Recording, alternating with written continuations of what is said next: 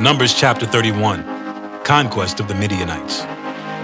Then the Lord said to Moses, "On behalf of the people of Israel, take revenge on the Midianites for leading them into idolatry. After that, you will die and join your ancestors." So Moses said to the people, "Choose some men and arm them to fight the Lord's war of revenge against Midian. From each tribe of Israel, send 1,000 men into battle." So they chose 1,000 men from each tribe of Israel, a total of 12,000 men armed for battle.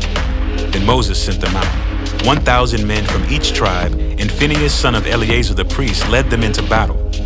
They carried along the holy objects of the sanctuary and the trumpets for sounding the charge. They attacked Midian as the Lord had commanded Moses, and they killed all the men. All 5 of the Midianite kings, Evi, Rechem, Zur, Hur, and Reba, died in the battle. They also killed Balaam, son of Beor, with the sword. Then the Israelite army captured the Midianite women and children and seized their cattle and flocks and all their wealth as plunder. They burned all the towns and villages where the Midianites had lived.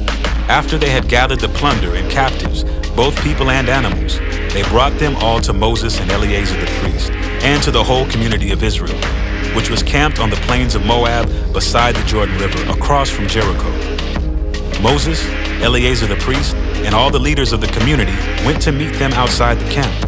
But Moses was furious with all the generals and captains who had returned from the battle.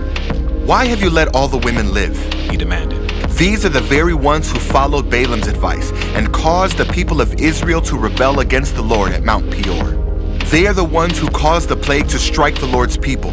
So kill all the boys and all the women who have had intercourse with a man. Only the young girls who are virgins may live. You may keep them for yourselves. And all of you who have killed anyone or touched a dead body must stay outside the camp for 7 days. You must purify yourselves and your captives on the 3rd and 7th days. Purify all your clothing too, and everything made of leather, goat hair, or wood." Then Eleazar the priest said to the men who were in the battle, "The Lord has given Moses this legal requirement.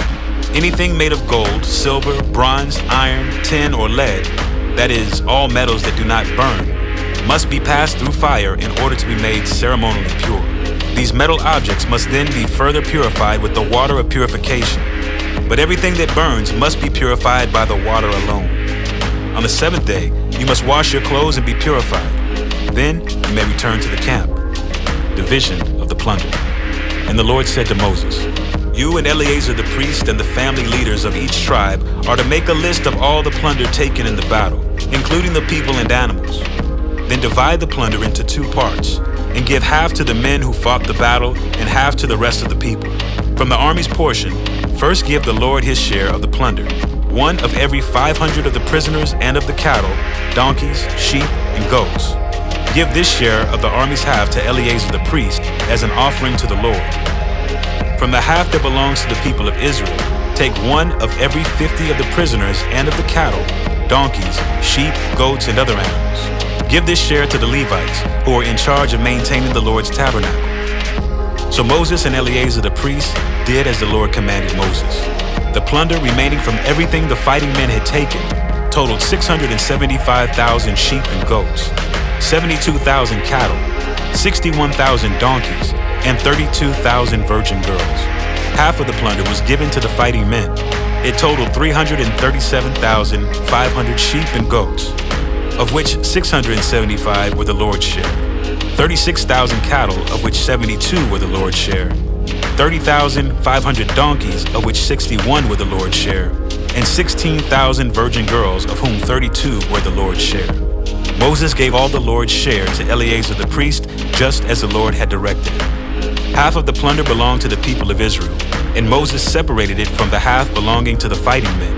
It totaled 337,500 sheep and goats, 36,000 cattle, 30,500 donkeys, and 16,000 virgin girls. From the half share given to the people, Moses took 1 of every 50 prisoners and animals and gave them to the Levites, who maintained the Lord's tabernacle. All this was done as the Lord had commanded Moses.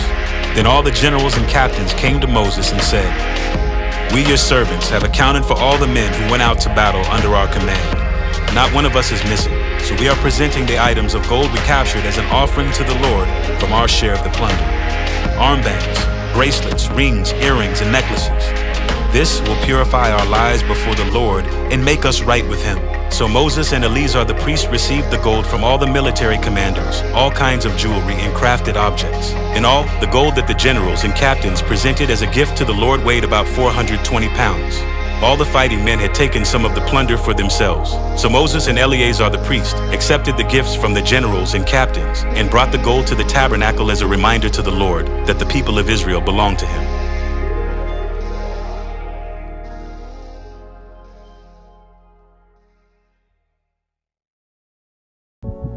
Chapter 13.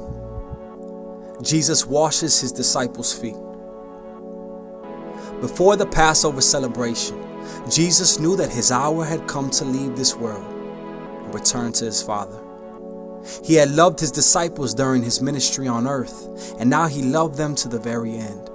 It was time for supper, and the devil had already prompted Judas, son of Simon Iscariot, to betray Jesus.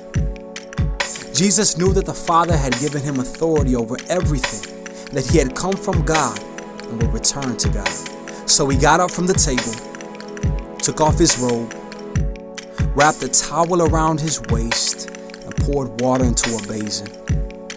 Then he began to wash the disciples' feet, drying them with the towel he had around him. When Jesus came to Simon Peter, Peter said to him, "Lord, you gonna wash my feet?" Jesus replied, "You don't understand now what I am doing, but someday you will." "No," Peter protested. "You will never, ever wash my feet." Jesus replied, "Unless I wash you, you won't belong to me." Simon Peter exclaimed, "Then wash my hands and head as well, Lord, not just my feet." Jesus replied, A person who has bathed all over does not need to wash, except for the feet, to be entirely clean. And you disciples are clean, but not all of you. For Jesus knew who would betray him. That is what he meant when he said, not all of you are clean. After washing their feet, he put on his robe again and sat down and asked, Do you understand what I was doing? You call me teacher and Lord, and you are right, because that's what I am. And since I, your Lord and teacher, have washed your feet, you ought to wash each other's feet. I have given you an example to follow. Do as I have done to you. I tell you the truth. Slaves are not greater than their master, nor is the messenger more important than the one who sends the message. Now that you know these things, God will bless you for doing them. Jesus predicts his betrayal. I am not saying these things to all of you. I know the ones I have chosen.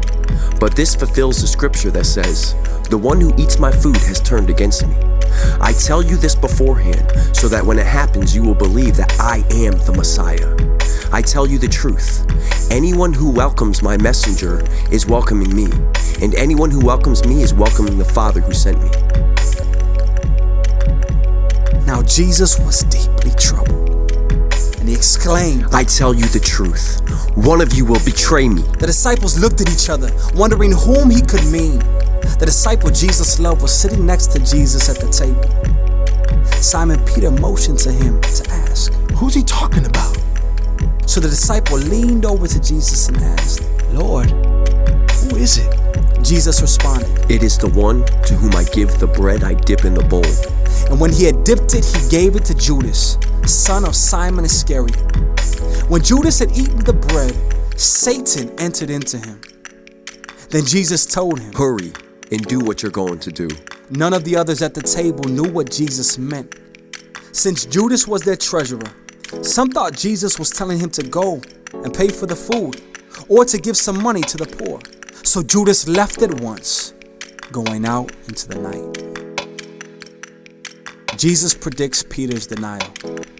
As soon as Judas left the room, Jesus said, The time has come for the Son of Man to enter into his glory, and God will be glorified because of him. And since God receives glory because of the Son, he will soon give glory to the Son. Dear children, I will be with you only a little longer, and as I told the Jewish leaders, you will search for me, but you can't come where I am going. So now I am giving you a new commandment. Love each other. Just as I have loved you, you should love each other. Your love for one another will prove to the world that you are my disciples. Simon Peter asked, "Lord, where are you going?"